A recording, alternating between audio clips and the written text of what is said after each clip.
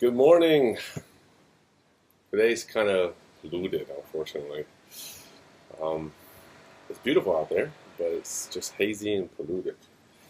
Kuala Lumpur in Malaysia sits in a valley surrounded on pretty much three sides by mountain and on one side to the ocean. It's very similar to Los Angeles, actually. Whereas Penang, Malaysia, the second biggest city, it's very similar to San Francisco. You have to drive from mainland through this long bridge, and then you arrive at these foggy, isolated, not desolate, but isolated, cool, breezy island full of long-time residents. Penang feels like San Francisco before Silicon Valley got hold of it, and KL feels like LA before it expanded to the inland empires. Okay, so today I want to talk about perspectives. People commented on my videos, said that, how did you get these perspectives? What were some of your life experiences? What books have you read, etc. And I think that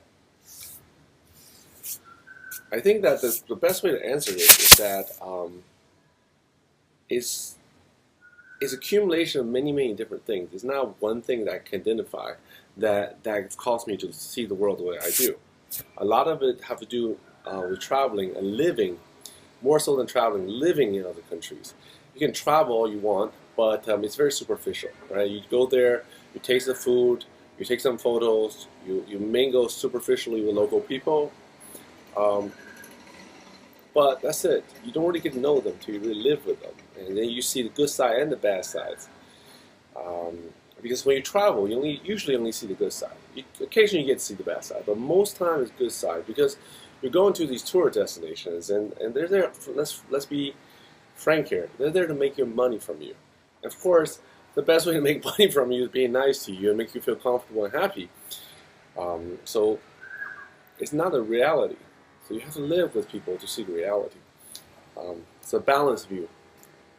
And other people say, like, your perspective is pretty harsh. Like, what's going on with your life? So here's my thing about perspective, right? There's no wrong perspective, in my opinion.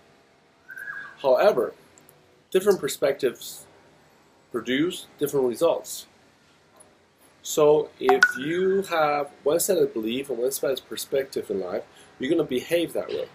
Everything emanates from here and here and goes outward. And people think, oh, things happen to me.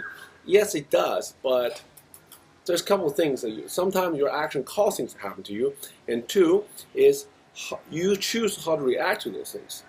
So in a way, you are the master of your own universe. You are the master of your own God, in a way.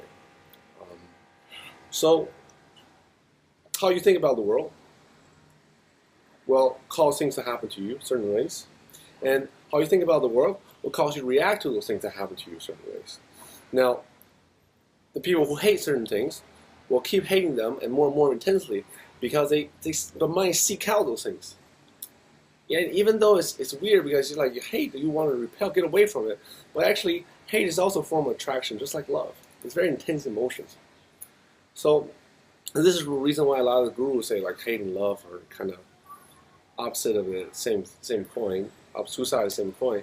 It's called extreme emotions cause universe and vibration to change, cause events to happen. I believe now, as I get older, I believe that's true because now I see things in a longer perspectives. Whereas when I was younger, I only see what's immediately in front of me because I don't have no reference to the past, or rather, I have no past to refer to. Now that I'm older, I have a lot more past to refer to. I can see how my thinking and my action, my thoughts lead to the results I've gotten in life. And whatever the aspect of my life that I'm not happy with, I'm actively trying to change the way I see and think about things. And that's the hardest thing to do. Because changing perspective is like changing habits. Your mind If you think about, oh, you use your right hand or you're left-handed, whether you catch a ball or you cook or you cut vegetables, you automatically default to that hand. What that action comes from your brain. Your neurons trigger an impulse so that you automatically use your hand. So if that happens at your hands external level, think about what's happening on the internal level. The habits, the routines, those narrow paths are very, very strong. And to overcome those narrow paths, you have to have this superhuman conscious effort to be aware constantly of your behavior, your thoughts, and everything. That's not easy, because that's like working out non-stop, doing planks, or doing yoga non-stop 24 hours a day. You can't do that. So what the best way for me to do is to focus on one thing. And I think a lot of people talk about it. Focus on one behavior, change that. It takes probably a month to change that. It gets easier.